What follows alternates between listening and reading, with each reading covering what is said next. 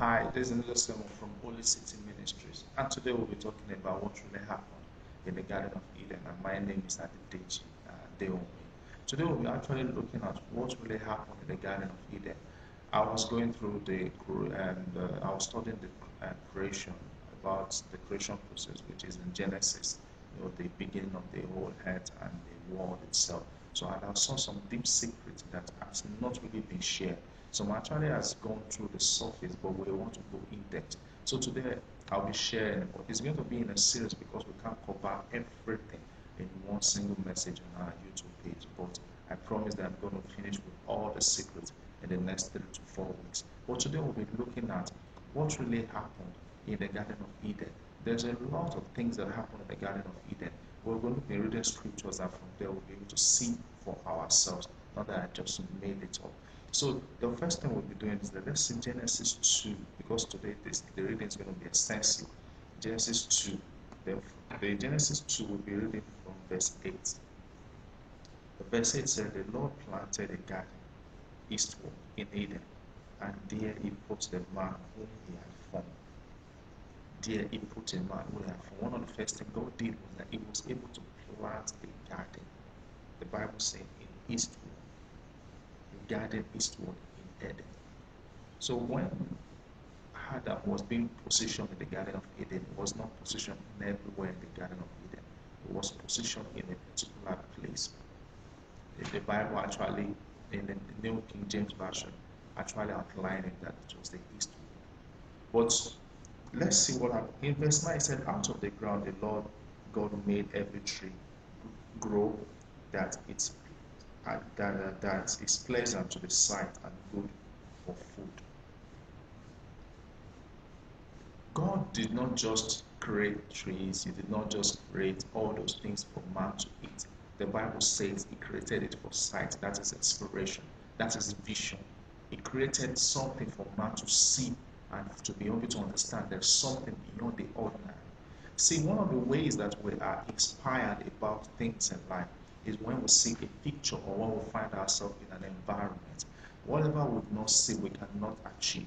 So one of the things I want us to know today is that when God decided to create us, to build us, He did not just try to create us for the usefulness of eating and drinking. He created us for sight and vision, to be able to understand what is about to be. So the mistake we made in life is that we thought everything about life is pleasure. No, even in the Garden of Eden, that sin has not yet entered. God did not just create pleasure. God created trees for food and for sight. One of the first secrets God that happened in the Garden of Eden is that God created a sight-seeing trees. There's a sight-seeing trees, there's a vision trees, there's an inspirational tree. See, if you don't have things in your life that inspire you, I'm telling you, you can't really walk well with God. You cannot go on a long journey with God. Because God said, He said in 1 John, He said, "And the word came to earth, and the word became flesh and dwelt among us." If the word had come and not become a flesh, I would not be here today preaching the gospel. Because the word was the word that became flesh is what transpired to be a gospel that everyone is preaching today. So one of the things you need to understand that everything God created around you is not just for pleasure. The end goal of God being in your life or partaking in your life is not pleasure. We look at the end goal that God created us so that we can have everything, so that we can enjoy everything. It's not enjoyment to the fullest. See, God, the next thing we're going to be saying is that God created an abundance in the Garden of Eden. And He placed man in the center of it. See, there is abundance everywhere God has placed you.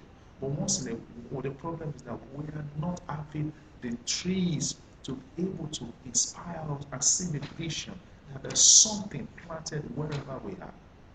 And we don't need to make the mistake today. The Garden of Eden is not a pleasure. See, people think that when sin came in, then we begin to walk and begin to suffer. No, before sin came in, God put some things in place. He created a tree for food and sight. Sight. He didn't create it so that we can just enjoy and feel with our stomach like we want to live now. He created some things that need to inspire us. That's the reason why painting is becoming one of the most expensive things in the world today, because it actually inspires you, takes you into the realm of the vision. You begin to see the things that you would not ordinarily see before. Because right now there's a printing to help you to think forward. So let's continue in that area. He said that every tree grows that is pleasant in the sight of good. The tree of life was also in the midst of the garden, the tree of knowledge of good and evil. There was a tree of life, there was a tree of good and evil. It was planted in the midst of the garden. Where was it planted? In the east wall of Eden, not in the world of Garden of Eden. See, you might be a place in your life and you think that wherever you think that you're supposed to cover everywhere. No, you are supposed to cover the specific place God is placing. So we need to understand this, that God does not just do things by accident. In where Adam was being planted, there was what? A garden of tree of good and evil that he told them not to touch. Even where God is going to plant you, there is going to be temptation. He will not plant you far away from your temptation. He will plant you in the midst of your temptation. Not because he's a wicked God, because that is the only evil. A God does not go through a fire, it can never become a refined gold. You need to go through some tests for you to be complete. That's why we read that in the Bible, that we have to go through some tests so that we can be complete and acceptable to God.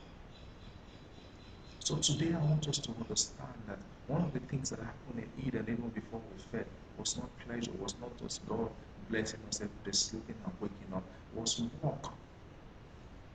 Another thing is work. Even the moment the Garden of Eden was planted, there was work for man. There was work for the vision, there was work for thinking, there was work for memorizing, there was work for, because if we go down the scripture, the Bible says that God told him to name all the animals. There was work in the Garden of Eden. See, we are not going to say, God created me, it's not because we fall into sin. Nobody would have been walking, would have been sleeping. If God wants us to sleep, we would have been in heaven sleeping. There is room for work, there's room for vision, there's room for sightseeing, there's room for building. And the temptation is always a presence. See, if we continue saying that the reason why we fall into temptation is because we are in a fallen world, it is not true. It is not the truth. The enemy knows how to deceive us, to convince us that whatever we are going through, we brought it ourselves. God created the tree of good and evil in the midst of the garden. He put man in charge. Why not outside? Why not in another place? Why Eden? Eden is actually known as the presence of God. Even the presence of God, the temptation is still there. So today, I want to warn just because we'll not be able to finish the message today, we're going to continue next week.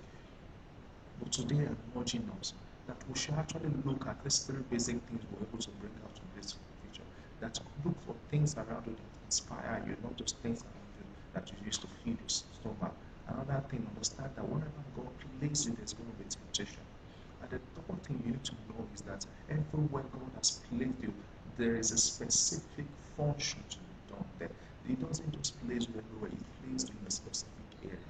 So you're going to spend time today in prayer or throughout this week and ask God, where have you placed me? What is the temptation that is in the place where you've placed me? And what are the things I need to put in place to be able to help my vision? Even Adam was in the Garden of Eden. God had to plant trees for him to change the environment mind. We have what we call our mind environment. What to feed it with our mind. He was able to, because whatever he sees, he will reproduce. If you have not seen it, you cannot reproduce it. So look for it today. Ask God, what is it you want me to do? What is the next step of my life? What's the temptation that is around me that I'm not aware of? Father, Lord, help me. Lead me out. And if you've not accepted Jesus Christ as your personal Lord and Savior, can I pray with you today? And I say in the name of Jesus, Father, Lord, heal me, deliver me from my sin, deliver me from every rage of iniquity within me, and cure me of every iniquity I've been inherited from my father's house. In the mighty name of Jesus, set me free from sin and the consequences of sin in Jesus' name. And I pray with you today that every hold of sin is broken in your life in Jesus' name. And everywhere the enemy is trying to attack you is You are delivered from it in Jesus' name. And I pray for people that have a sickness in their body. Anywhere you have a sickness, place your hand. And I say, God will heal you. God will deliver you. He will cause His face to shine upon you in the mighty name of Jesus. No matter whatever it is in your body that's not of God, I command it uprooted in Jesus' name. In the mighty name of Jesus. Thank you so much for spending the time to watch our videos. And we're actually urging you that with time we're going to be live. You're going to be seeing us in your churches. You're going to be seeing us in your areas where we'll be speaking to you directly. But before then, continue watching our videos on YouTube, and God bless you. Thank you.